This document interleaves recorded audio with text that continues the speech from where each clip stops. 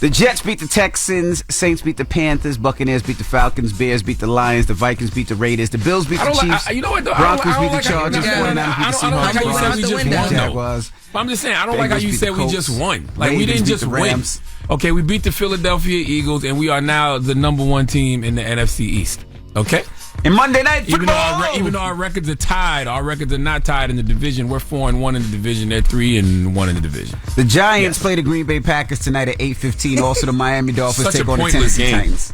Such a pointless game for the New York Giants. Oh, my God. We got to drop a bomb for the Lakers, too. The Lakers won the first NBA in-season tournament. They beat the Pacers 123-109. What does that even mean? What does that mean? They have an in-season tournament. Every player that won got $500,000. You get $500,000? Every player gets $500,000, even the bench players. Oh, well, congratulations to them.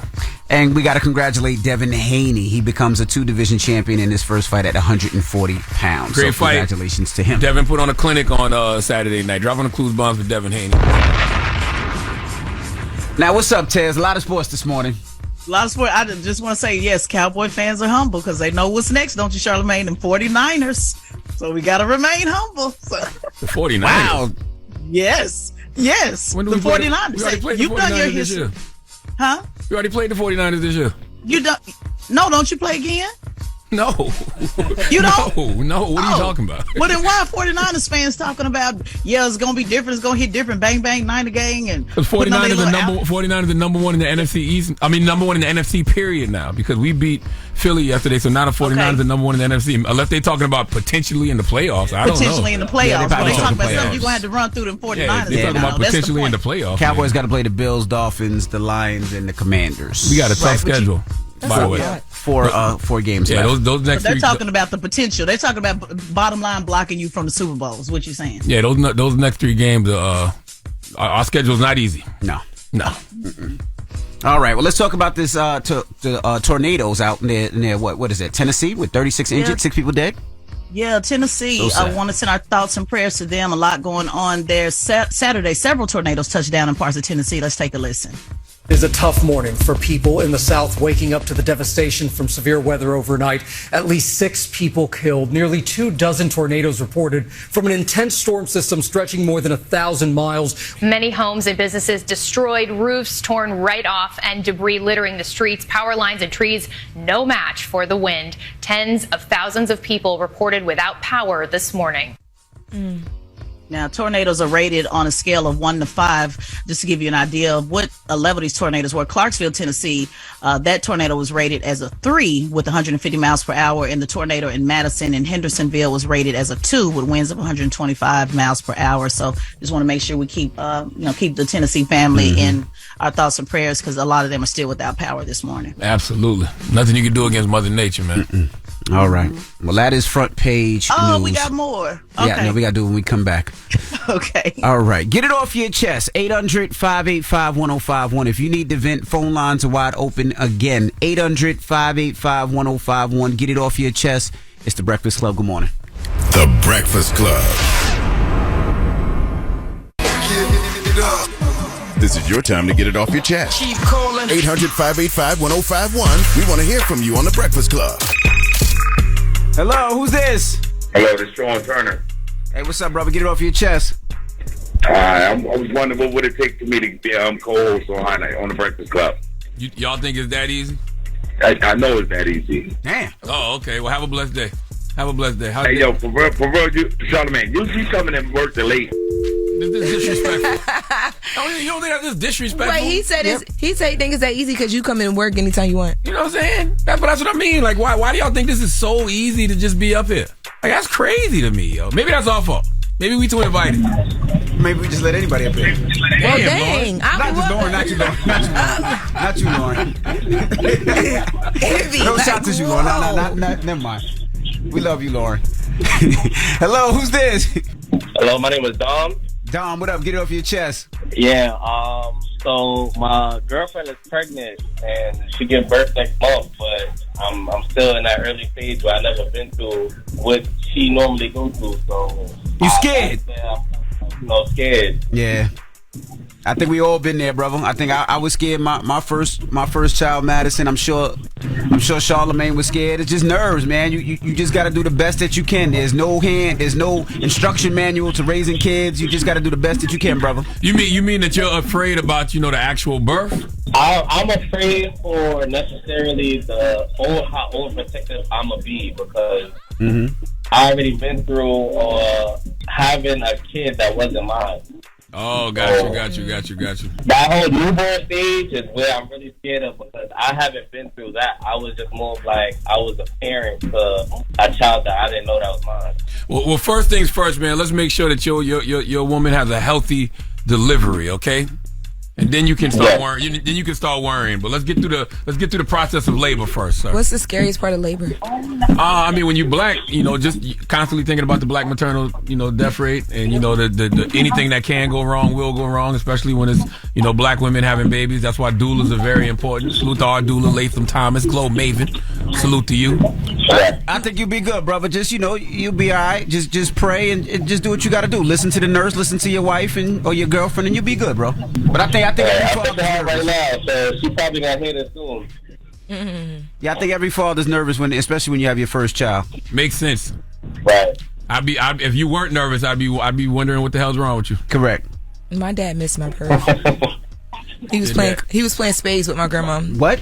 Say that a little louder. My dad missed my birth. Him and my grandma were playing spades at the house. They didn't believe my mom, because she had been going back and forth with labor pains.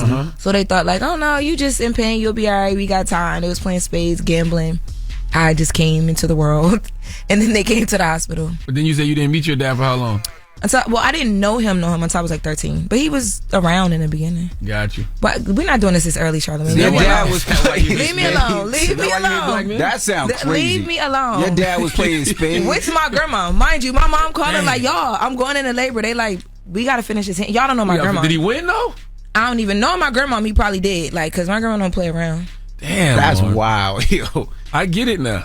What you get? What you get? What you get? It's why she hate us. I don't hate y'all. Damn.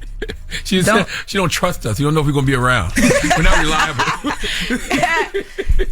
I wouldn't have told my daughter that story. I just want to tell you. I would say I missed your birth because we playing spades. My mom makes it a point to say that to tell me all the time. I can imagine. That probably pissed her off. She be tight. You didn't play spades in college, did you? Yeah, I've been playing spades my whole life almost. My grandma don't play that. Damn. All right. It's okay. You want a hug? No, it's all right. Get it off your chest. 800-585-1051. If you need to vent, hit us up now. It's The Breakfast Club. Good morning. The Breakfast Club. It's a new day. This is your time to get it off your chest. Wake up. Whether you're mad or blessed. It's time to get up and get something. Call up now. 800-585-1051. We want to hear from you on The Breakfast Club. Hello, who's this? Hey, MB, it's Shania calling from Georgia, straight out of Philly. Hey, Shania, good morning. Get it off your chest, mama. Okay, so this is my problem, right? I work in hospitality, okay? And my kids it's a pink eye situation going on around in New York school, right? 1 week my daughter had pink eye, now the next week my daughter got pink eye. Now they just keep getting sick. And I don't understand what these schools is cleaning or how they clean them, but we need to have a health department meeting on how they clean the schools.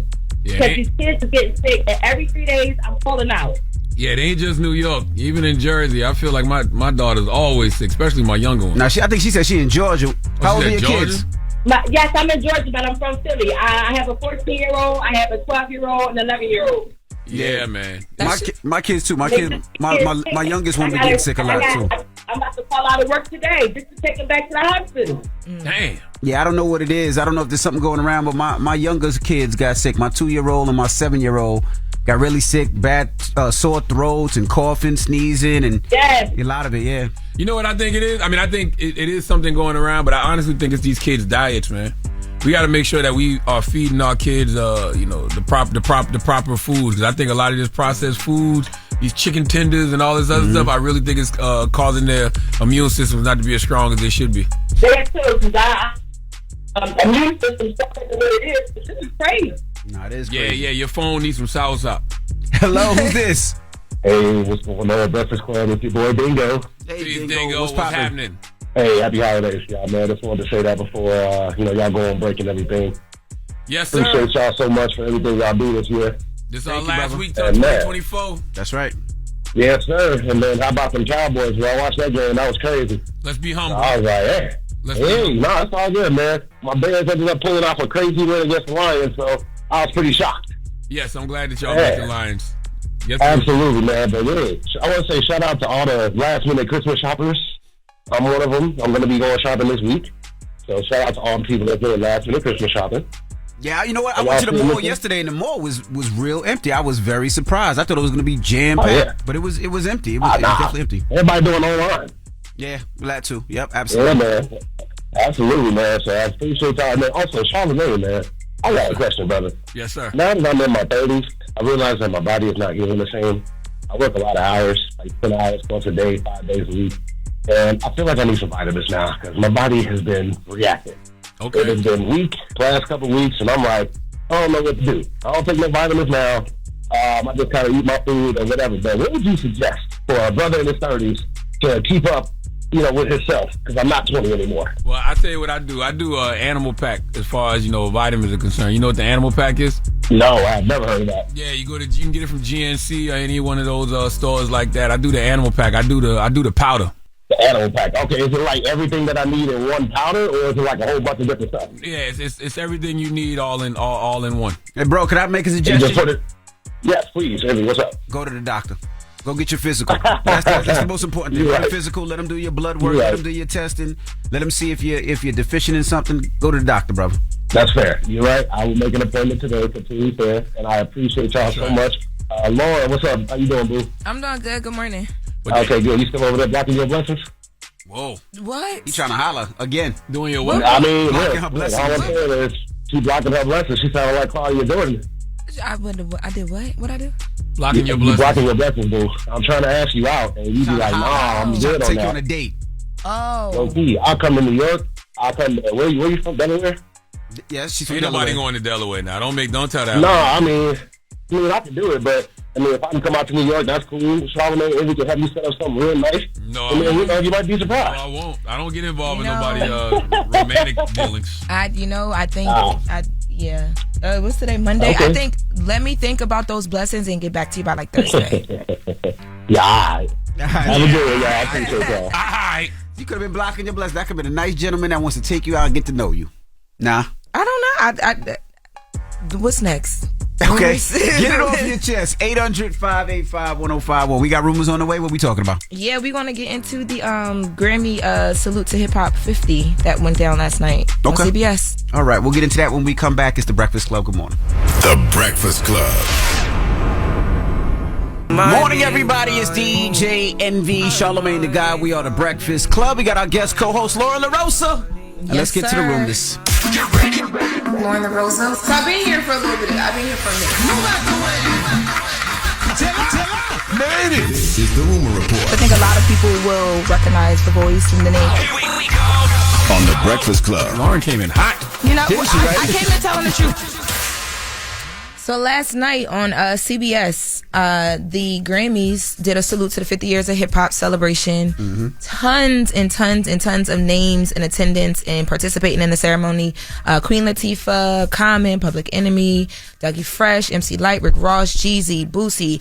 So they had so many names. Like, I feel like the show didn't get the time of day that it deserved because of how many people were involved. But one of the really special moments were Will Smith and Jazzy Jeff performing, and Questlove introed them in. Let's take a listen to Questlove. I grew up idolizing these two from my hometown of Philadelphia. They were the first artists to ever receive a Grammy Award for hip hop. But back then, they weren't invited to perform or accept their award on camera, which led to the hip-hop community setting things out that year. But thankfully, a year later, their hip-hop invitation did show up, and they became the first hip-hop group to ever perform at the Grammy Awards. Now this is a story all about how much. Now I'd like to take a minute, just sit right there.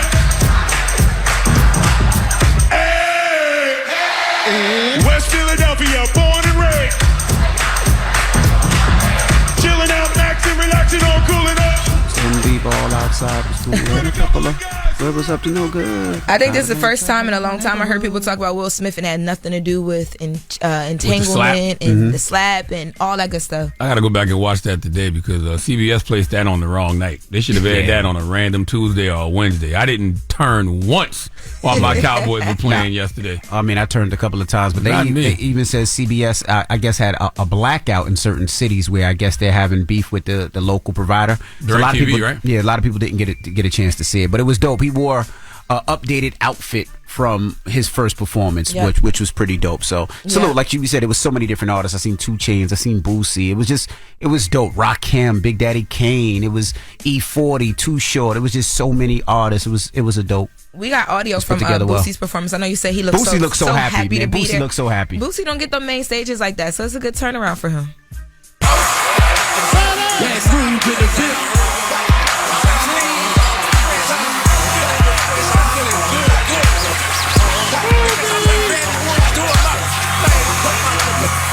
Early in the morning to be scrolling cappers. All right, relax. Yo, but think about it. Any award show, you got Will Smith and Jazzy Jeff reuniting, Boosie on the stage, Jeezy. Should have been on a Tuesday night. It should have. Jesse Collins. Oh, Jesse Collins produced Jesse that? Collins was a part of it as well, too. And I think Questlove was EP, too. You said, right? I think Questlove was an EP. Yeah, he said that when he was up here. I just think it's fire. I'm going to go back and watch it tonight, too, because I had no idea that it was even happening. Well, salute to all of the artists that show up for the Grammys but don't show up for the BET Awards. I bet you Jesse Collins was like, damn, it's easier to get y'all Negroes to come perform for CBS than it is for BET. That's what I said. It felt like BET should have had this show, you know? For sure. I ain't never seen this many names on the BET stage, and they actually all are there. They all showed up. People have more respect for CBS than they do BET. Do you get paid to do these shows? I don't think so. Oh, wow. Yeah. And I think they usually take care of travel, flights, hotel, and your stage and set and things like that. But I don't think they actually pay for pocket. Well, moving right along, Cardi B and Offset are officially done, according to Cardi B. She revealed that she is now single. I don't know if y'all been getting clues from me for my live. I mean, I don't know if you guys been getting clues from me for my lives or for my stories when I put some certain music or for my own followings. When it comes for today's events and stuff, I don't know if it's true. I don't think it's true. I don't care to find out because I've been single for a minute now, but I have been afraid to I'm not afraid, I just don't know how to tell the world. But I feel like today has been a sign. The last time I got on live, I kind of wanted you guys to tell you. I kind of wanted to tell you guys, but I didn't know how to tell you. So I was I changed my mind. But it has been like this for a minute now, and I just took it as a sign. I wanna start 2024 fresh, open. I don't know. I'm curious for a new life, for a new beginning. I don't know, y'all. Y'all think it's real, or do y'all think that she's upset and just going through something right now? Aren't they married? They are married. They're married, but Cardi has done this before and actually dropped a divorce filing. So. Yeah, but she didn't say they're divorced. She said that she's single. Yes, but that can mean that a filing is coming. But they go through this pretty often. So and when she talked about after everything that happened today, she was talking about the fact that Blueface came out and accused Krishan Rock of sleeping with Offset, which Offset has denied. Krishan has also denied it as well too. But this all started. Krishan got a tattoo cover up of Blueface's name. Sat for 7 hours to get this tattoo cover up. $2,000, all for it to lead into her being accused of sleeping with Offset, who is married man. So that looks horrible. So Cardi had to come out and say something. I mean, we saw that they unfollowed each other not too long ago, and then all the accusations come out. I don't know, y'all. I hate this for Cardi. I hate this for both of them, Cardi and Offset. Yeah, it's horrible. They married. They got kids. It's the holidays. Yeah, they are a married couple. I hope that they're just going through things and they're able to work it out. But at the end of the day, whatever makes them happy, right? No. Because separation sometimes make people happy. It's not every time. Not every relationship. People. Yeah, it has to be together. As much as we think we know these people, we do not know these people. So we be sitting back like, oh, that's terrible. And people might be going through hell together. That's right. And they might be happy separated. But I just hope that whatever it is, they're able to work it out in a way that makes both of them happy, My whole thing is how many times you have to separate, though? On both sides. Cardi B and Offset, Krishan and Blueface. When do you finally just be like, all right, I'm done? Well, the problem is their relationship is seen in the public. You know what I mean? Me and my wife, we haven't got arguments where we separated, but we always get in arguments, especially early on. I'm sure Charlamagne and his wife got in arguments too, but it just didn't display in the public side, where you got public people talking about certain things. You unfollow this person now. It's just so much in the public eye, opposed to just being behind the scenes and being able to work through it. Well, shout out to, I think it's pronounced Lakemi Tattoo, the tattoo shop in LA that did the cover up, because as soon as that cover up started, it's like it was a ripple effect. Everything else just started unraveling. Yeah, well, I wish them the best. It is the holidays. It's absolutely. Christmas. They got the baby. So Cardi B, Offset, figure it out, please. All right. And that is your rumor report. Now, when we come back, we got front page news. Teslin Figueroa will be joining us. It's the Breakfast Club. Good morning. The Breakfast Club. Your mornings will never be the same. Morning, everybody. It's DJ NV, Charlamagne the Guy. We are the Breakfast Club. Let's get in some front page news. Loren LoRosa is our guest host today. What up, Tiz? What's going on, DJ Envy? Good morning, Loren. Good morning, Charlamagne the Guy. Good morning. Peace, Tiz. All right, let's jump right into the sports. Now, the Eagles lost to the Cowboys 33-13 yesterday. And the Cowboys are now number one in the NFC East. Let's put that in the air too, okay? Being humble, right? I mean, I'm just stating the fact. We're number one in the NFC East. Now the Jets beat the Texans 36. The Saints beat the Panthers. The Buccaneers beat the Falcons. Bears beat the Lions. Vikings beat the Raiders. The Bills beat the Chiefs. Broncos beat the Chargers. 49ers beat the Seahawks. The Browns beat the Jaguars. The Bengals beat the Colts. And the Ravens beat the Rams. Now tonight in Monday Night Football, the Giants take on the Green Bay Packers. And the Tennessee Titans take on the Miami Dolphins. All right. We also got to congratulate the Lakers. They won the first NBA in-season tournament, and each player gets $500,000. So congratulations to the Lakers. And do those games count? Those games count towards your record, right? They count everything for the except season. for the championship game. Oh yeah, show the pitcher. How do you pronounce the pitcher's name? Oh, I can't pronounce it, but I know he signed a deal for $700 million. That's the most ever, right? Mm-hmm. Biggest contract in sports history. It's only 29. Jesus Christ. Yeah, I wonder how they justify that, though. I wonder how much money is a team like the Dodgers making that they can justify paying one player $700 million. And it's guaranteed. You don't even need to work. Decade. After that 10 years, I would probably never ever work again. That's a lot of money. Jesus Christ. All right, and we got to congratulate Devin Haney. Becomes a 2-division champion in his first fight at 140 pounds. So congratulations to Devin Haney. Put on a master class on Saturday. He also called out Gervonta Davis. I would love to see that fight. I'd love to see, Haney versus Tank. I'd love to see Haney versus Ryan Garcia, because Ryan Garcia called Haney out. So we'll see what happens next. All right, well, let's jump right into it. Let's talk Bernie Sanders, Tez. Appearing on CBS Face the Nation, Senator Bernie Sanders made a distinction saying that he supports a temporary pause in Gaza and defended his decision to oppose a permanent ceasefire in Gaza, breaking with progressive Democrats in the House. Now, Senator Bernie Sanders was trending all day yesterday on Twitter. The progressive movement, people that support Bernie Sanders, are deeply disappointed in him. I want you to take a listen to what he had to say. I want to just clarify one thing, Senator, if I might. You support a humanitarian pause in Gaza. Some of your fellow progressives say that there should be a full-on ceasefire, which would require an agreement on both sides to halt the fighting. Do you support a ceasefire? And if not, why not? Well, I don't know how you could have a ceasefire, permanent ceasefire, with an organization like Hamas, which is dedicated to turmoil and chaos and destroying the state of Israel. And I think what the Arab countries in the region understand, that Hamas has got to go. So he's opposing a ceasefire. He's opposing a permanent ceasefire. He is in support of a pause. Remember, they had that pause about a couple of weeks ago for a couple of days, and then hostages got released, and then it went right back to killing. So a pause versus who also Senator Warren also supported a pause, where the other representatives such as AOC, Representative Presley, Representative Tlaib, Representative Bowman, they're calling for a complete ceasefire. So most progressives have, and so he's going in the opposite direction. So people are not happy with that. Well, what he's saying makes sense, though. I mean, how can you have a permanent ceasefire? And he kind of asked the question. He said, how can you have a permanent ceasefire with a terrorist organization who wants permanent war? So, I mean, that's a valid question. Like, how do you have a permanent ceasefire with an organization that wants permanent war? And I think what else he said is important too. He said, Israel is losing the war of public opinion. You know, he said Israel has the right to defend itself against Hamas, but it cannot go to war against the Palestinian people and cause the horrific damage to human life that we are seeing right now. And he said it would be, he called it a humanitarian disaster, and he said it would be irresponsible for the United States to give Israel another $10 billion to continue to wage this awful war. So I mean, there was a lot of nuance to what he said. I mean, people were running with the headline, but there was a lot of nuance to what he said. Yeah, a lot of nuance to what he said, and yeah, people running with it because progressives are very, you know, again, these other representatives saying no, they don't want to hear any of that. They want a permanent ceasefire, and that's it, that's all. So, once again, the nuances of it all. So we'll see. He said verbatim, we can't continue to give Israel a blank check. You know, to kill women and children in Palestine. Like he said that. Now let's talk about this sickle cell disease.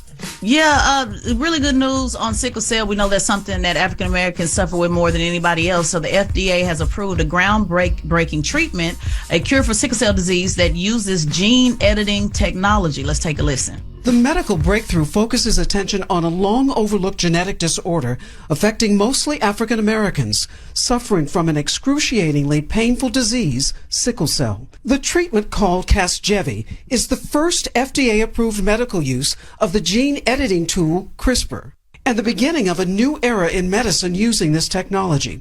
It modifies the DNA in a patient's own stem cells so they no longer produce sickle cells, which can cause health complications and can lead to an early death. Doctors call it transformative for nearly 100,000 people affected. Oh, I'm all for that. That's the kind of advances in science I like to hear about. Absolutely. Yeah. It's really good. The only sad part about it is, or discouraging part is, it costs $2.2 million per patient. What? Wow. Jesus Christ. Who's going to afford that? Yeah, so exactly. So the access to this is obviously not going to be to everybody, and that price doesn't even include the costs associated with the treatment, you know, after, such as staying in the hospital, chemotherapy, and all of that. So yeah, $2.2 million is a one-time treatment. So they go in and they, you know, get this treatment done, but it begins with a series of blood transfusions over 3 to 4 months, and so there's a lot with that. So yeah, how many people can? And again, the insurance would have to cover it. Would the insurance cover something like this? Is this something, you know, that they would determine as a must, as something you must have, or will this be looked at as elective? So those are all of the things that, you know, get looked at. So great groundbreaking treatment, but again, insurance has a way of, you know, not now allowing access. Yeah, there's so many nuances with insurance, like the inpatient, outpatients, rehab versus are you dying right now? They're not covering that. Yeah, no. That's way too much. $2.5 million.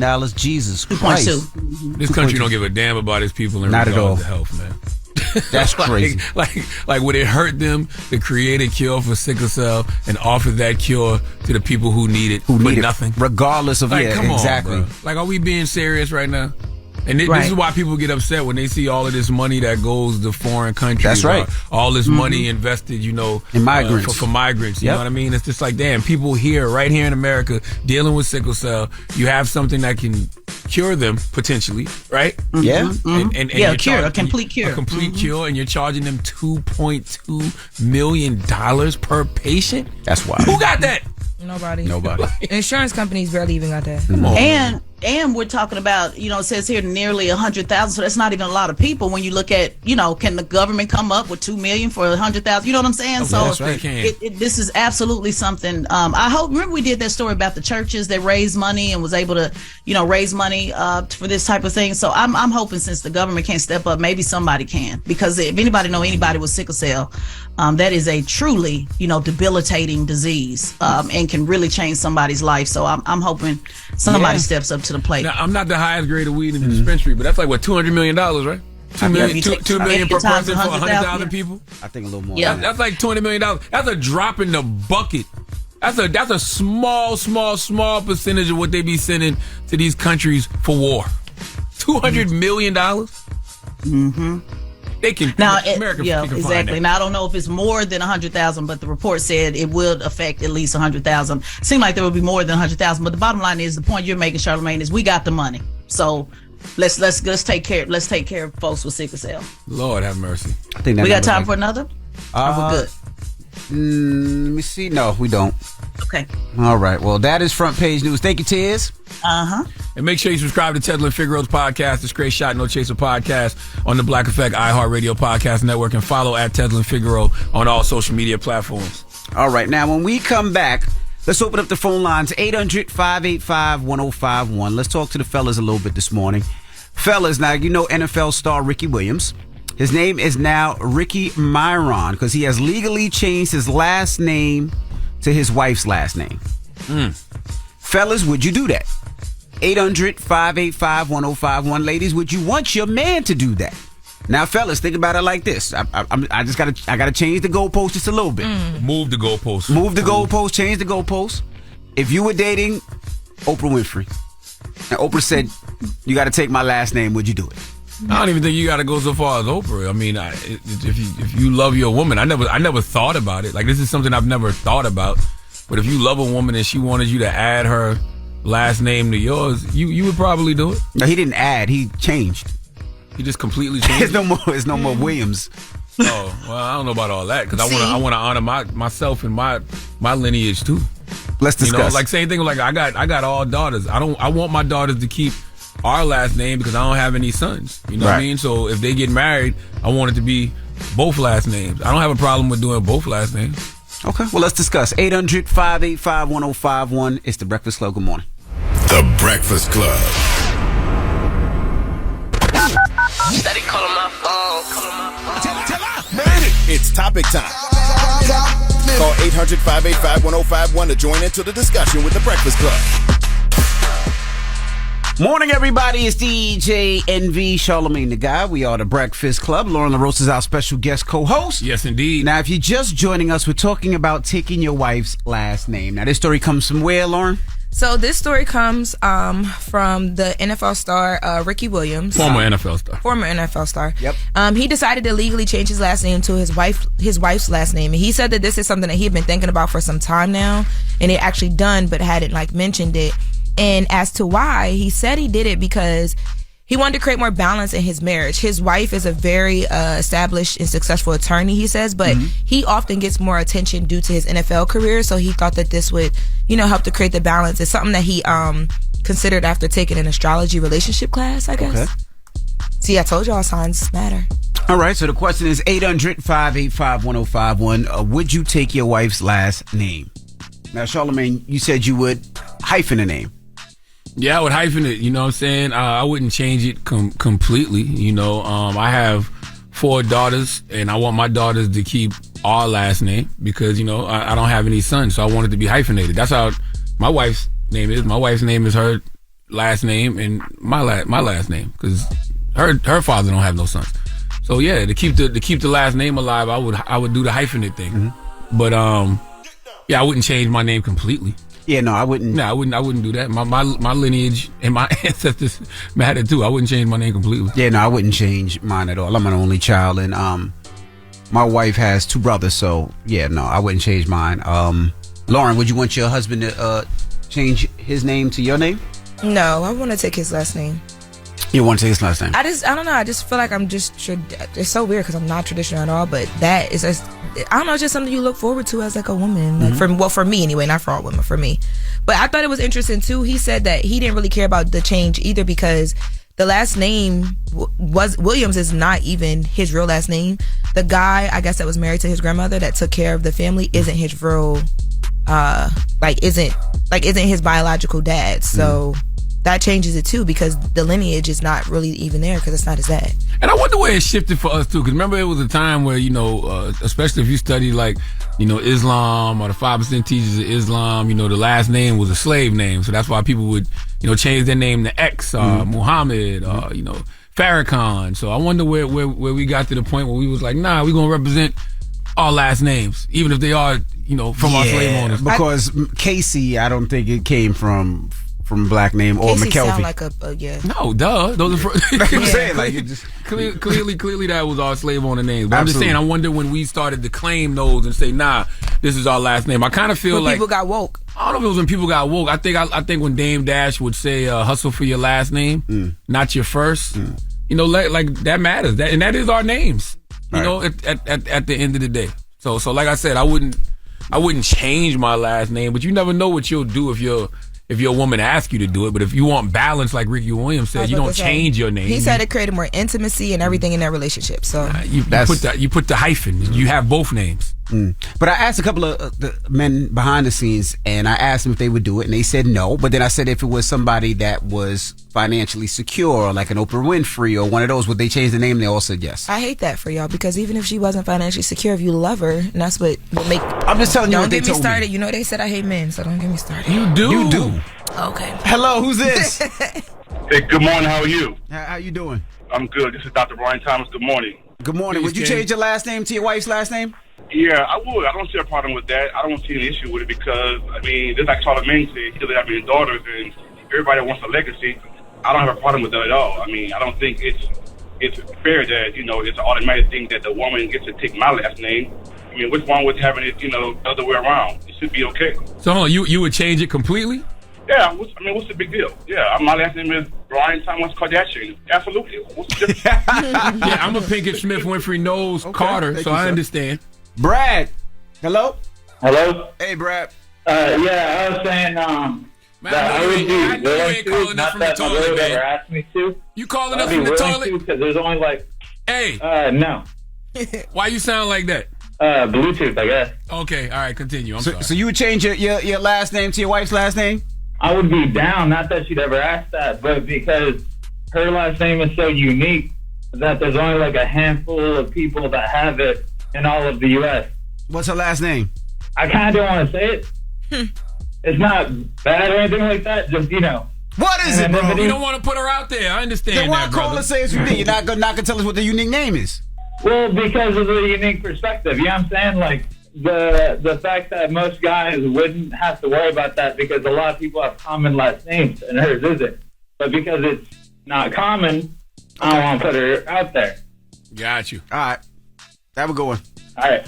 Yeah, too. That would have been so much better if he just said the name. Just said the name. Hello, who's this?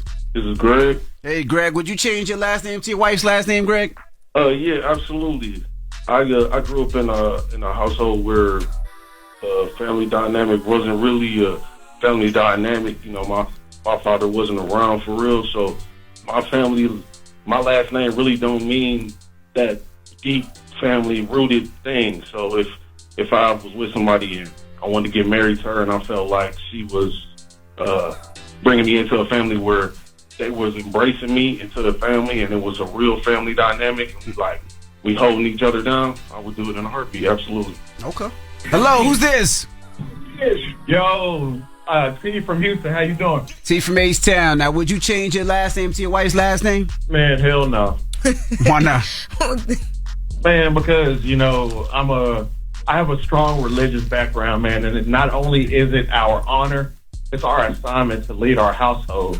And we're supposed to make honest women, you know, out of these women out here. And I want my wife and my son to carry my last name so that I can take this last name and move it into the future and make it a respectable last name. And I just feel like we live in a more feminist moving society now, and we need to get back to being more masculine and being men, a standard of respect and whatnot. And we can't do that taking our women last name. Hey boy, if taking a woman's last name makes you less of a man and you never was a real man to begin with, what the hell are you talking about? I'm glad you said it, because if I said it, I hate men. I don't hate none. I don't have nothing against you, but everything you just said sounds like you got some stuff to deal with. Yeah, that logic don't even add up. No, I absolutely don't have anything to deal with. I'm in therapy dealing with it all. But is your wife, Charlamagne, is your wife's last name your last name, or do you have your wife's last name? She has both. I don't have her last name, but her last name is both because she was the only girl, and so she wants to still honor her father. And I hope that my daughters do the same, because I got 4 daughters. So I hope that they keep our last name, but then they can add on, you know, whatever the last name is to the person that they choose to marry. I understand that, but what would you think of the man that walks into your house and saying, "Okay, I'm okay with taking your daughter's last name"? I would want to take our last name too, because if I do this thing right, then I'm breaking a whole bunch of generational curses, and that last name gonna continue to be popping for centuries to come.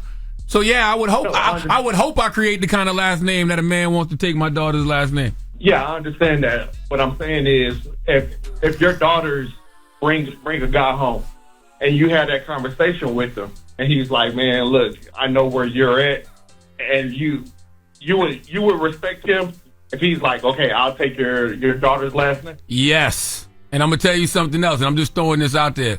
Do you think at some point in time there wasn't a man who married some woman in the Rockefellers and said, I would love to have the Rockefeller last name?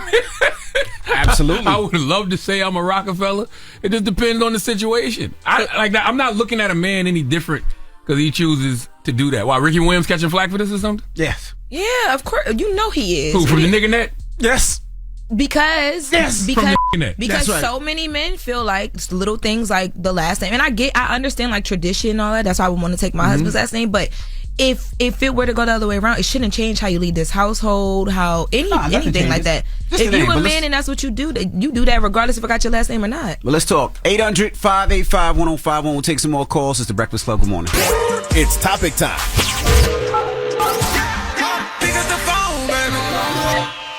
Call 800-585-1051 to join into the discussion with the Breakfast Club. Talk about it. Morning, everybody. It's DJ NV, Charlamagne the Guy. We are the Breakfast Club. If you're just joining us, we're talking about Ricky Williams. He's a former NFL player. He came out that he was taking his wife's last name, and people are giving him flack about it. So we're just asking 800-585-1051. Would you do it? Quentin, what up? What's up, man? What's up? Would you take your wife's last name? Nah, man, that ain't no manly duty right there. Taking your last name, man. That's what she married. You gotta be the man of the relationship. You're not the man if the name is not if she doesn't take your last name. Like, aren't you still the man?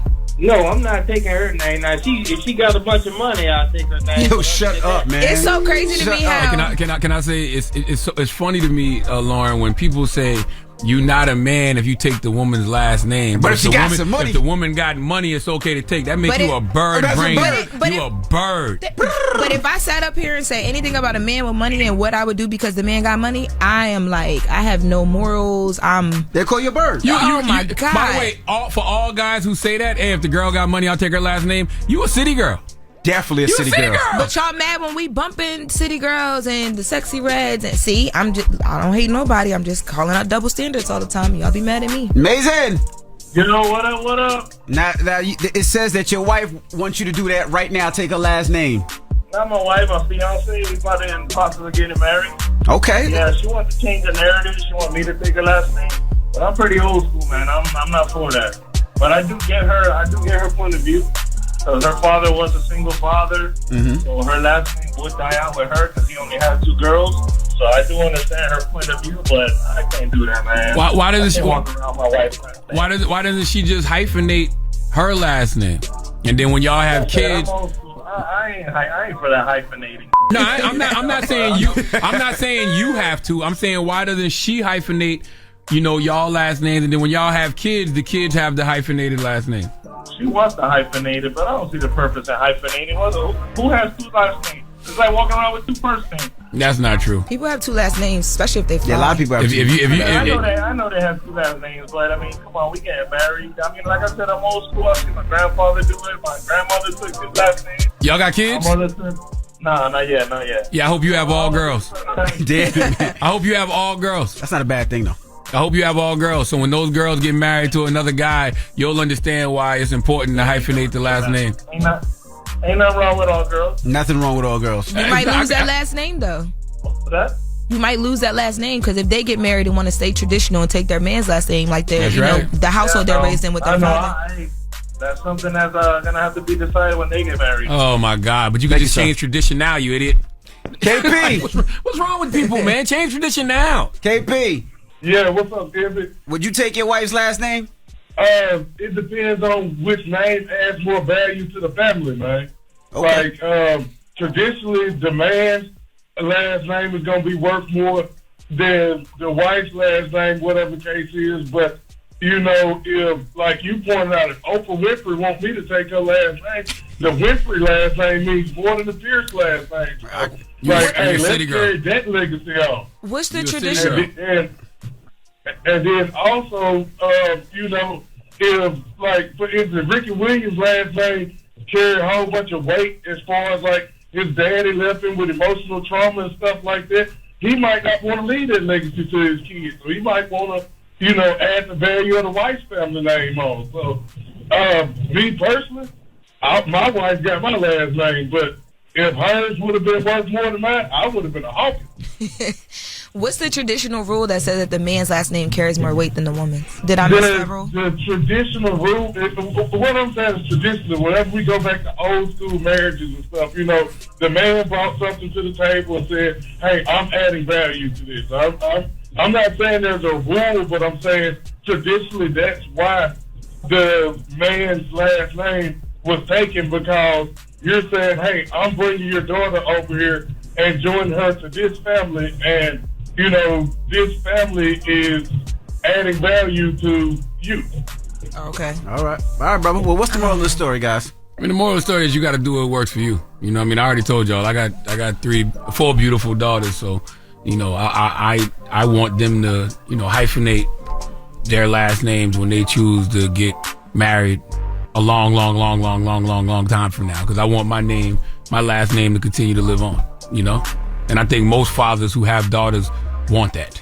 Okay. My wife, that's what my wife did. So I don't have a problem with that. As far as changing my last name completely, no. I want to honor my family just like, that person wants their family honored. All right. Well, we got rumors on the way. What we talking about? Yes, we are going to go back to the Pink Friday 2 conversation. I know we talked about it here before, but it's broken records, and the first couple of records was in the first 48 hours. So wow, Charlamagne got some explaining to do. All right, we'll get to that next. It's the Breakfast Club. Good morning.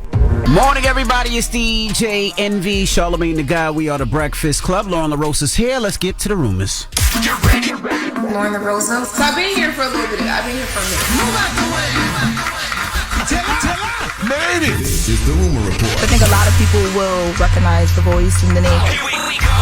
On the Breakfast Club. Loren came in hot. I came in telling the truth. So on Friday, Nicki Minaj dropped Pink Friday 2, and we talked about it in here. And Charlamagne, you had some comments that kind of went a little viral. Let's take a listen. You know what I hate? I hate that, this album didn't have a bigger rollout. I'm mad that the album just dropped. We knew it was coming out, but it's Nicki Minaj. I don't even know who she signed to. Universal still? I'm not sure. I don't know who she signed to, but whoever she signed to, it's just Nicki needed and deserved a bigger rollout. What did you want? What would it look look like? A record? She got records on this album. Why wouldn't a single come out? You know what I mean? Why wouldn't a big video come out before the album? What'd I say wrong? You didn't say anything wrong. I think the debate online around this was, do people just underestimate Nicki Minaj, rollout or not? Is she a big enough artist that doesn't need a rollout, kind of like what Beyonce did that time where she changed the game? Or will this hurt her album sales? Now, the album has been out since Friday. In the first 48 hours, Pink Friday 2 broke a lot of records. So, number one, she broke Spotify's record for the biggest debut of an album by any female hip-hop artist. She's already projected to go number one on the Billboard Top 200 at some point this week. And there are also reports by Chart Data, they normally do a lot of the numbers, that Pink Friday 2 has now sold over 500,000 total units in the U.S. 500,000. I didn't see that now. Chart I saw Data 170, is saying 190. So 170, 190 I saw as well too when the album first dropped, and that's what was projected. Chart Data, which I've seen a lot of people reference when they talk numbers, says that she has now sold over 500,000 total units in the U.S. and this is because of Red Ruby the Sleeves and all those other songs that had been out prior to getting on the album. I wonder how they do that, because usually it's, your album has to sell a certain amount, but your singles sell a certain amount for your single sales, right? Like your single could go gold, your single could go platinum, but then your album is something different. So do they lump everything together now? Yeah, so the report what I saw that broke it down was because of the Red Ruby the Sleeves, what's that other song, the big song that's on the older song? Y'all know what song we're talking about? The sample. I don't know the name of the song right now, but with with Ice Spice? Oh, that one? No, that's Red Ruby the Sleeves. There's another 2 songs on there that are older that have been out as well that she put on this album, and because of that, it all goes into the overall streams and listens and buys or whatever for the album. So I don't know. All I'm saying is that it seems like Charlamagne, the Barbs came through. She didn't need that rollout. No, once again, salute to the Barbs. Don't let the record label take credit for what the Barbs did. Now imagine if the record label did a proper rollout. That's the other thing I said on Friday too. Don't leave it up to the artists and their fan bases on social media to just show up. You got to do your job as a label. That might have been their plan, though. We don't know if that's was whack, their plan. Though. Imagine being a record label and sitting back and saying, well, she got a cult-like following. They're going to buy it anyway. As like a quote-unquote surprise album, I guess. I don't know, but they still did This well. wasn't a surprise album. No. Nicki's been talking about this album. This wasn't a surprise It wasn't a surprise.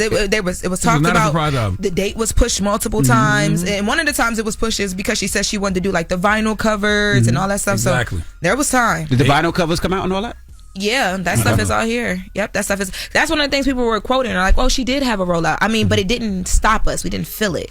And that's what I think the comments were. But I don't know. We'll see what happens. I mean, I'm interested to see what happens with her in that top 200 chart. And by the way, that's not the first time I've said that about rollouts. I just think rollouts are a lost art. Like, people don't do rollouts like they used to, period. And it is because of Beyonce back in the day dropping that album. Yeah, surprise album. All y'all ain't Beyonce. Yeah, drop a bomb for Nicki Minaj though. That's dope, bro. Drop that a bomb song for was the super Barbs, freaky too, y'all. It was super freaky and Red Ruby Disease. Super freaky. Because those songs have been out and been going crazy. So then you put them on the album and it goes up. I saw Barbs posting multiple copies.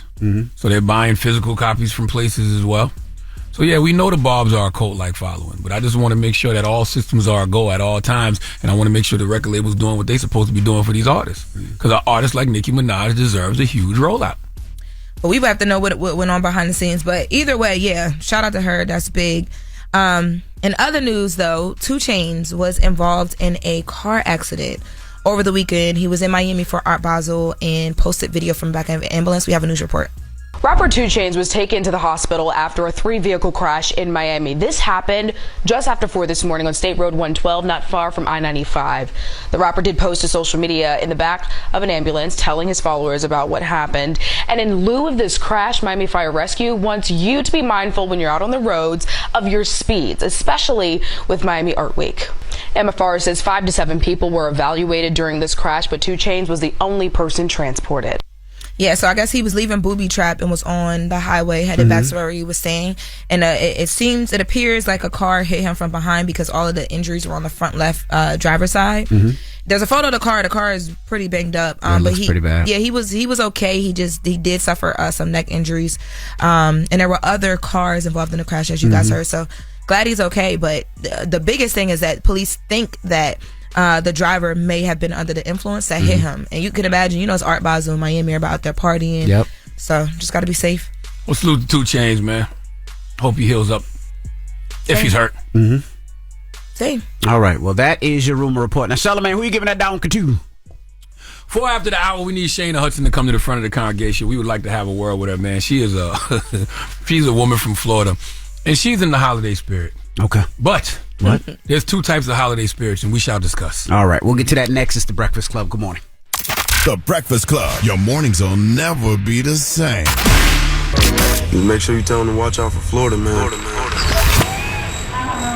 The craziest people in America come from the Bronx and all of Florida. Yes, you are a donkey. A Florida man attacked an ATM for a very strange... The Breakfast Club, bitches. Donkey of the day with Charlamagne the guy. I don't know why y'all keep letting y'all like this. Yes, Donkey of the day for Monday, December 11th. Let me make sure that's the date. Monday, December, yes. Goes to a Florida woman named Shayna Hudson. Shayna is 39 years old and hails from the great state of Florida. What does your Uncle Shala always tell you about the great state of Florida? The craziest people in America come from the Bronx and all of Florida, and today is no exception. This is the season. Okay, the holidays, the most wonderful time of the year, but it's a season full of financial pressure. And I want to be the first to tell you to release that pressure. Be for real with everybody in your life about your financial situation. Act your wage. If you don't got it, then you don't got it.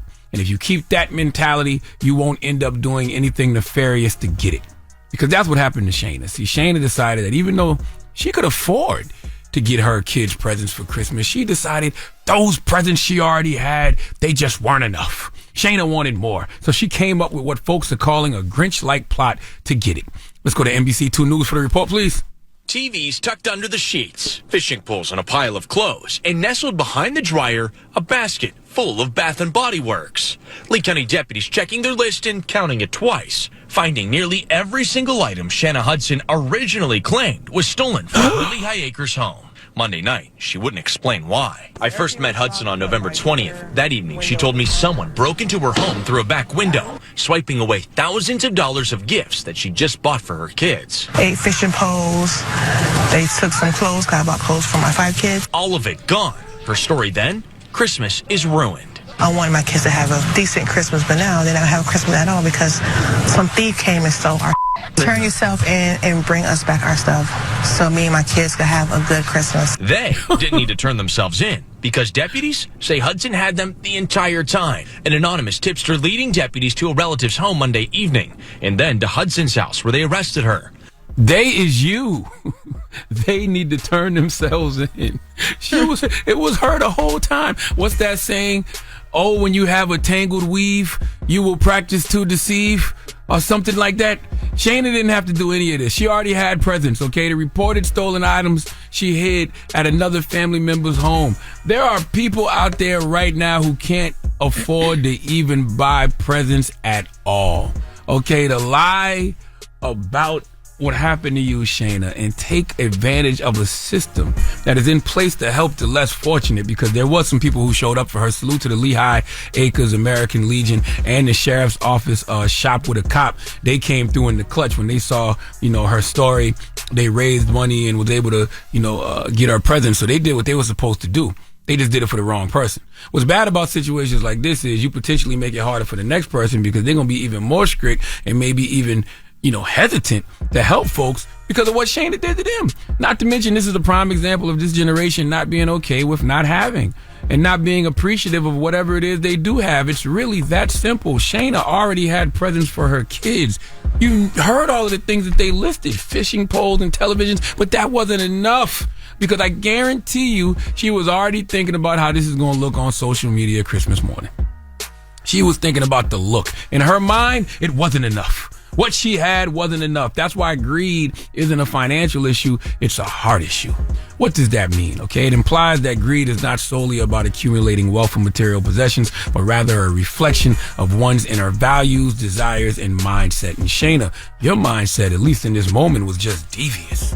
And you can't even see it because greed makes you blind. And you probably don't even realize you did something stupid because greed makes you foolish. And I'm glad they're using the term Grinch-like to describe Shayna, because there are two types of holiday spirits. Those of us who are just filled with gratitude and loving the holiday season. And then there are those who are mad that everybody else is happy because they're not happy. And they want to find a way to steal someone's joy. And most of the time, folks aren't happy is because they simply don't have what they want during the holidays. If you don't have it, just accept it. Be thankful for what you do have, even if that's just life, okay? And please, don't think of evil ways to take what's not yours, like Shayna did. Please give Shayna Hudson the sweet sounds of the Hamiltons. Oh, now you are the donkey of the day. You are the donkey of the day. Yeehaw. What's wrong with fishing poles for Christmas? Why the kids just couldn't get what they already had? Exactly, especially when you live in Florida. People like Shayna scare me, though. Because you're going to get on TV talking about you need to turn yourself in, knowing damn well it's you. People like that scare the hell out of me. It's one thing to commit the crime.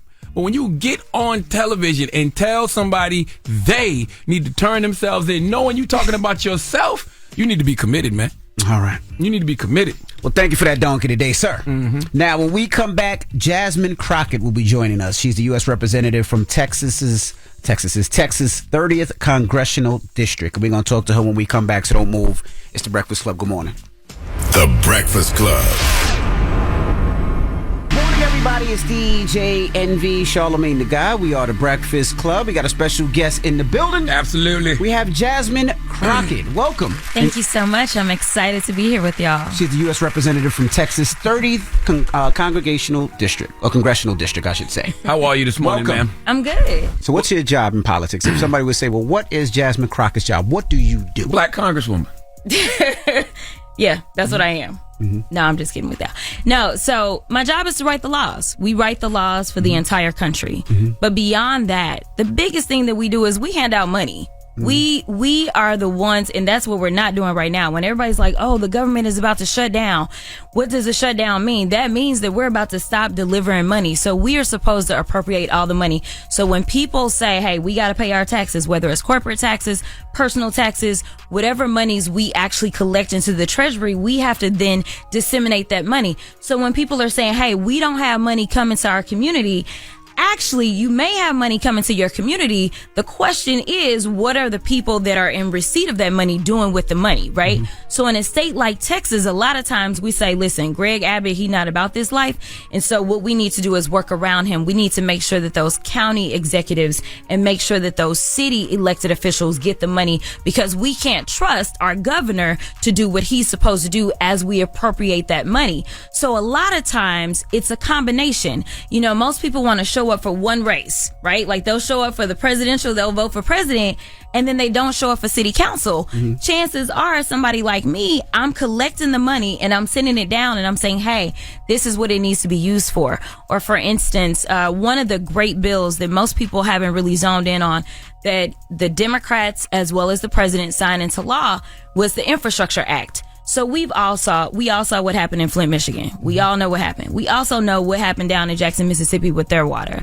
So this administration, the Biden-Harris administration, said, listen, what we're going to do is make sure we start addressing environmental injustice issues, whether it's the air, the water, or the soil, because it's literally killing people every single day that look like us. And so what they've done is... Say something real quick? Yeah. Go ahead. What you said just now was absolutely true. I understood what you said. But how come Democrats can't say, Flint, we're going to fix the dirty water? Flint, we're going to make sure y'all got clean water. Flint, we made sure y'all got clean water. This bill makes sure y'all got clean water. I agree with that. They not doing that. But it is a combination of things, right? The presidential administration, they got to do their part. But also congressional. So when I show up, like, I've delivered millions of dollars to my community. My community is a majority minority district. So almost 80% of my district is black or brown. And so what I've done is we got the big fake checks. We call all the media. Listen, we do. Like, keep it simple. I mean, seriously, you got to keep it simple, right? I bring my EPA administrator out and I say, y'all are getting this money because of this bill and because of the president and the vice president. And I tell them, and we're doing amazing things. But the thing is, we as members, we also have to carry some of that water because it's only so many places that the president and the vice president can get to, right? Right. So it is a team effort. I just don't know that, like, we all get on the same page. I don't know. We have issues. And by the way, that right there is such a simple thing a president could say or a vice president could say so people can point to and say, this is what the administration has done. I don't need to know all the minutiae of the bill. I don't need to know everything in there. The water getting clean because of this. Exactly. That's it. Yeah. And the bill was like over 1,000 pages. Wow, exactly. So exactly, right, yeah, and you just need the top lines. So we spoke about the president. What's your thoughts on Biden? You know, a lot of black people are not effing with him right now, not riding with him, and necessarily don't even want to vote on him. I know. So what's your I know. It's stressing me out. It's stressing me out. Listen, it's stressing me out because, you know, I have direct access to the president, obviously, and I almost wish everyone could have a real sit down with the president, like a one-on-one, and a real sit down with the vice president. I'm gonna be real because it's just one of those things that most people don't have access to. And I'm going to be honest with you about this. Trump was amazing at propaganda. I mean, when we got the stimulus checks, they were delayed because he said, I want to put my signature on it. Now Trump wasn't the one that said, hey, this is what we need to do for the people. It was the Democratic House, the Democratic Senate that passed the legislation. He didn't even initiate it. He just signed it into law, right? But he was like, this is a good opportunity. The problem is that it's exactly what you just said. Like, we need a president that's going to go around and brag on himself. He needs to be bragging about the fact he and his VP who graduated from a HBCU needs to be bragging about the fact that they actually have given more money to HBCUs than Trump ever did. But you know what Trump did? He sat back, he took a picture with all the HBCU presidents. Right. So everybody's like, oh, Trump gave, nope. Let's be real about this. This actually was the result of a bill that was signed into law by a Republican, by a Bush, And ultimately, this was a reauthorization. In the reauthorization, he actually wanted to zero out the HBCUs. But a black woman out of North Carolina, my colleague, Alma, she said, oh, this is not what we gonna do. And so she fought for it. She was able to get the money back in. So once he signed it back into law, he was like, well, let's take a picture. Like, we have to do some of the gimmicky things, the things that will allow people to see and visualize. But let me tell you something. Oh, y'all do gimmicky things. It's just whack. Like when they kneeling down in kente cloth, in Congress. Like, that's nobody asked for that. I wasn't part of that, so don't look me in. Don't look me in with that. You know what I'm saying? Because I do try to have conversations. But back to the president. We have two options. We have one person that, hey, a lot of people say isn't perfect. And this is what we do in this country, is we are always searching for perfection, whether it's in our preacher at church or whether it's in our president. And the reality is that none of us is perfect. I promise you, while I believe that my district loves me, there are some people that definitely don't agree with me on certain things. That's just what it is in life. We don't agree with our spouses on everything in life, right? And so we don't necessarily have to agree with this president on everything. But let me tell you something. He at least is not a danger. My concern is the fact that Trump is an actual threat and danger to us, whether it's our democracy. This is somebody that sat back and said on day one, I'm going to be a dictator. Do we not understand what it means to have a dictatorship? Like, in this country, in the land of the free? And let's talk about, like, when we really look at his homies on the Republican side, we've seen the dysfunction in the Republican House. We've seen what they want to do. All they have is chaos. And so until somebody comes at me and tells me, hey, this is a policy issue that Trump is trying to bring forward, he ain't brought no policies to the table. He won't even debate because he knows that he doesn't have a stance. The only thing that he's trying to do is make sure he can stay out of prison. And listen, I can appreciate the hustle. I can, right? But the reality is that we have always been subjected to the prison system in this country. That's right. And he should not be above the law. And that's the only reason that he's trying to get back. So, I agree with everything that you just said. I mean, I get it, but you like, it's not changing. I agree with everything you said, but it's still the Democrats' fault. And I'll tell you why. Okay. There's also a third option. The third option is the couch. You got Trump the criminal, Biden the coward, and you got the couch. I'm gonna argue the couch that might win. I argue that the couch means that Trump wins. Yeah. I argue that, like, it may be three options, but we got 2 out of 3 comes up with Trump, and I think that that's a problem. All right, we got more with Jasmine Crockett when we come back. Of course, she's the U.S. representative from the Texas 30th Congressional District, so don't move. It's the Breakfast Club. Good morning. Morning, everybody. It's DJ Envy, Charlamagne the Guy. We are the Breakfast Club. We're still kicking it with Jasmine Crockett, the U.S. representative from Texas 30th Congressional District. Charlamagne? Do you think Hunter Biden being indicted on the 9 new tax charges is political? Absolutely. I mean, he's already, listen, we know that he already had indictments that he was facing for basically the same thing. And what we typically do, if I put on my legal hat, is you work out a deal. You work out a deal and you say, listen, we will do X, Y, Z in exchange for this. And it cleans everything up. I never work a deal where I'm only going to resolve one issue. I work it all out, because who wants to keep having to go back and back and back or whatever. Now, granted, it was the judge that blew the deal up, which judges can always decide if they're going to accept or reject.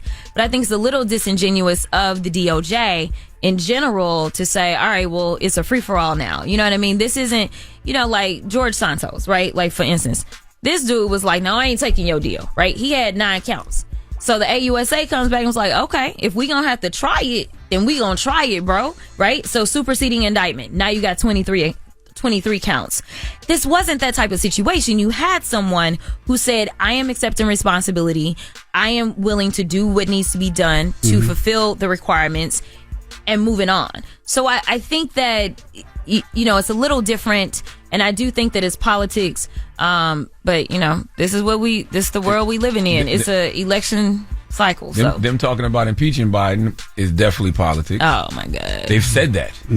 I forgot which guy said it, but he literally said, I'm doing this to be able to give President Trump ammo for when they bring up his impeachment. Yeah. So I believe the problem is they normalized so much of Trump's criminal behavior that when they finally decided to take some action, it all looks political. Yeah. I got 2 more questions. Okay. Do you think the Democratic Party is making the same mistake with Biden that they made with RBG?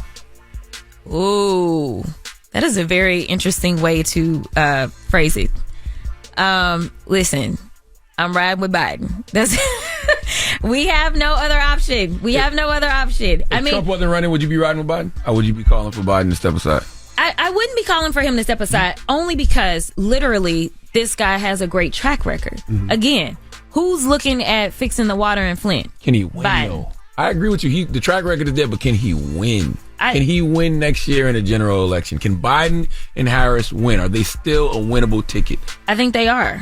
I think they are. I think that we got a lot of work to do. And I think that, we tripping if we feel like we got this thing in the bag.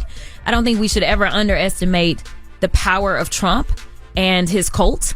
We should never do that, right?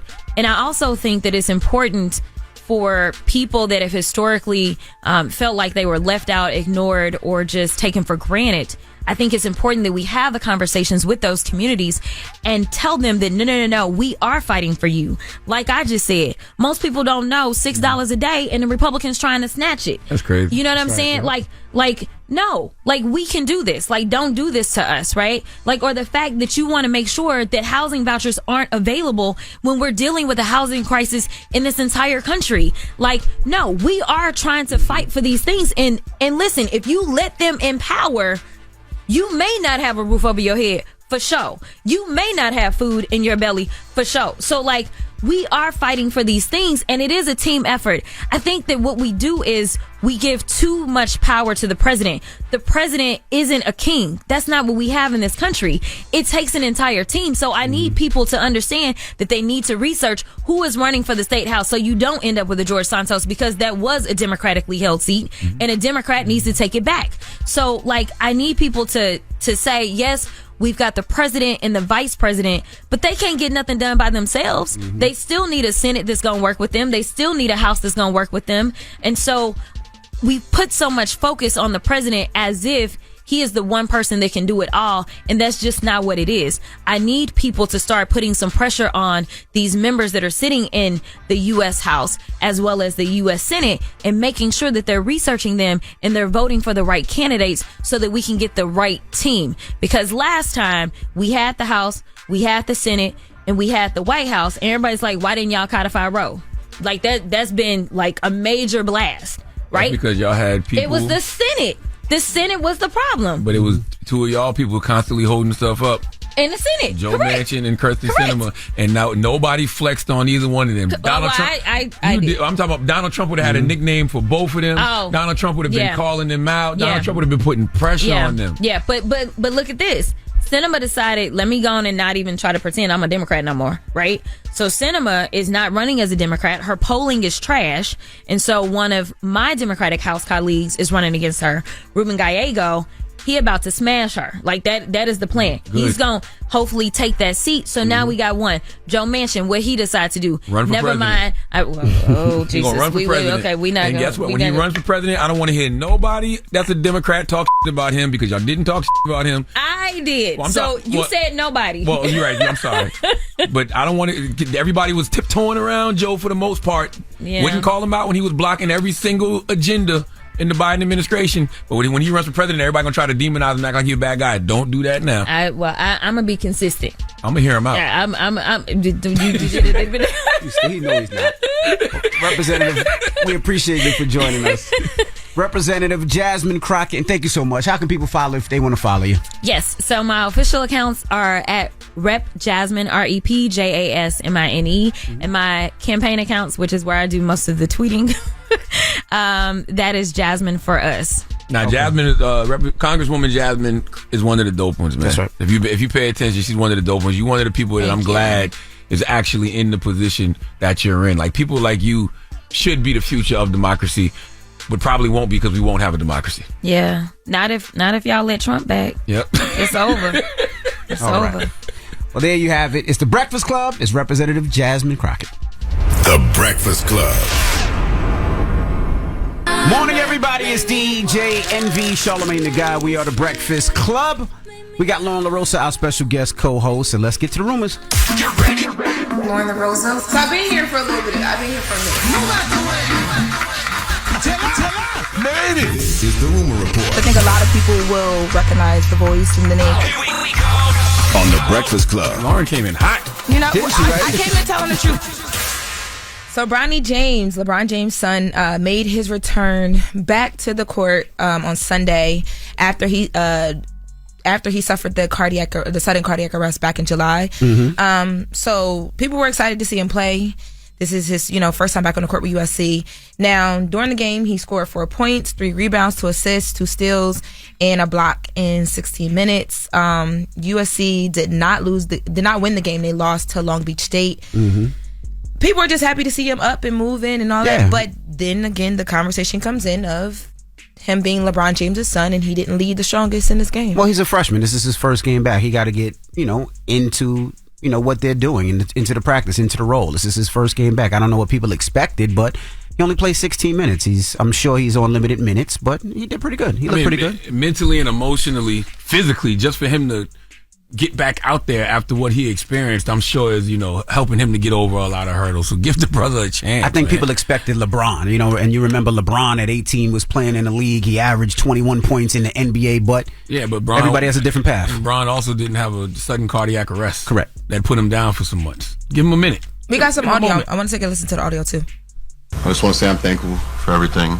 Mayo Clinic, everything they helped me with. My parents, siblings for supporting me through this hard time in my life. Yeah, I just want to give appreciation to everyone that's helped me through this. And yeah, also my coach, my teammates, all my other coaches, they've been with me since the start. Yeah, I just want to say I'm thankful for them. Brownie free, got it to go. Brownie James, his first college bucket. Sprint to court. You want shots? Sprint to court on the trail, feet down, knocked down. Great to see. I hope Bronny remembers, too, he's going to be rich regardless, because I'll be damned if I let you niggas on social media stress me the hell out talking about me and what I cannot do. Wait, so he still wants to play? He still wants to be great? Sure, but I just hope that don't put too much pressure on yourself, Bronny. You're going to be good regardless. Just please keep that in mind. Because these Negroes are going to do everything in their power to try to break you, okay? And these Caucasians, too, because of who your daddy is. You know what I mean? LeBron's your dad. They couldn't break Bron, so they're going to try to break Bronny. Right. Stay focused, young man. It's no way around it. No way at all. I would hate to be, and he's named after his dad. Yeah. That's like even worse. A lot of pressure, but stay focused, young man. Well, Jonathan Majors, moving on to the next rumor, Jonathan Majors, they were fourth date in court, and his ex actually took the stand to talk about some text messages. We had known about these text messages since the filing happened in October, but she actually broke down on the stand trying to get them. We have a report for this as well, too. No, we don't? Okay. Well, I'll just break it down. So his ex got on the stand, and what the DA was basically trying to establish was the fact that there was a physical confrontation that happened where allegedly Jonathan Majors harmed her. And in these text messages, she's saying things like, Jonathan Majors, number one, is saying to her that he was afraid for her to go to the hospital because if she went to the hospital, they would ask her questions and it would lead to an investigation, and that's in no way protecting them or protecting us, as Jonathan Majors put it in these texts. In the same text, he also said something about something just being fake. There's no context as to what he was responding to there. But then there's also a response from his ex basically telling him at this point she was in a lot of pain in her head. There was some sort of head injury, and she reassured Jonathan that she wouldn't blame him for anything and wouldn't mention that he caused the injury to her head, but she needed to go get some stronger. And she broke down crying. The DA had to finish reading the text messages. So it's looking not so good for Jonathan based off of these texts, because if you guys remember in the beginning, they played these texts off as they kind of like downplayed it, where they tried to make it seem like it didn't show any physical abuse or anything like that. It was just him having a conversation about she needed to kind of get herself together before she went to the hospital. But this is showing that like he was basically telling her like don't go. He was afraid of what police may do. For what reason though? Is what has to be established, right? Yeah, that's what has to be established. But it's just, I'm just thinking if I'm his attorney and the way that we let in back in October, and now is that based off the situation that he's on trial for? Yes. So this is basically yes. So basically, this is a conversation after the whole alleged physical altercation happened, where she wanted to go to the hospital, but he was telling her if you go to the hospital, it may lead to an investigation that doesn't protect us. But she was like, my head is hurting and I need more pain pills. So what do I do? So it's just, how do you clear that up if you are Jonathan's attorney. Like, because now you're admitting, even if, hey, you know, she started or whatever they're alleging, you're this is kind of like admitting that there was a physical altercation of some sort and pain caused by him physically, which they said didn't happen. Well, we're gonna find out because what his lawyers gotta defend against that. Yeah, the counter. Yeah. Well, God bless him. His year started off so different than this. Wow. All right, well, that is your rumor report. Now, when we come back, we got the People's Choice Mix. Get your request in. It's a Monday. It's the Breakfast Club. Good morning. The Breakfast Club. Your mornings will never be the same. Morning, everybody. It's DJ NV, Charlamagne the Guy. We are the Breakfast Club. Loren, LoRosa, our special guest co-host, is with us today. All right, and again, salute to your bum-ass Cowboys for winning this weekend. That hurt you so much to say that. It did. I didn't want to say it. Why does it hurt you? He was gone. But my team ain't nowhere near it, so I mean, exactly. I might as well, you know. He came in here with the whole Cowboys outfit. You gonna take a picture today? Nope, because I wear this all the time. I got so much Cowboy paraphernalia. I am a lifelong Dallas Cowboy fan. Got it from my daddy. And we're going to the Super Bowl this year. Did you book your flight yet? No, I'm actually looking into it this week. I really am. You don't want to wait one more game? Nah, because even if we don't make it, I can still sell the tickets. If I wait until the week of the Super Bowl or something, whatever I'm gonna pay now is gonna be triple, quadruple, especially for Cowboys. So I might as well just go ahead and buy them now. Yep. And then when if we don't make it, I can just sell them. Simple. Facts. I can't say my Giants are gonna be there, but no. You can still go with Charlamagne though. No, that's no fun. You wanted to go for the vasectomy, but not I wouldn't be going if the Cowboys weren't there. Usher is performing. You can watch that on TV. And I went to the Vegas residency. We be all right. All right. Well, again, congratulations to the Lakers. They won the first NBA in-season tournament this weekend, too. They beat the Pacers 123-109. And when we come back, we got the positive note. Don't move. It's the Breakfast Club. Good morning. Morning, everybody. It's DJ NV, Charlamagne the Guy. We are the Breakfast Club. It's time to get up out of here. This weekend was warm, but it was rainy. It was like 60 degrees on Saturday and Sunday. And it's been raining and raining and raining. My hoodie was soaked this morning. Yeah, your hoodie was soaked. Soaked. And it's white. And it's... Oh, my God. I just can't with y'all. Like, there's certain things I miss about LA. It's like... Yeah, well, it is what it is. Well, you got a positive note? I do, man. And I got this from The Healing Guide. I love The Healing Guide on Instagram. Mm-hmm. If you're ever looking for, like, a site that has a lot of positive affirmations, The Healing Guide is one of them. But The Healing Guide said, if you erase all the mistakes of your past, you would also erase all of the wisdom of your present. Remember the lesson, not the disappointment. Breakfast Club, bitches! Y'all finished or y'all done?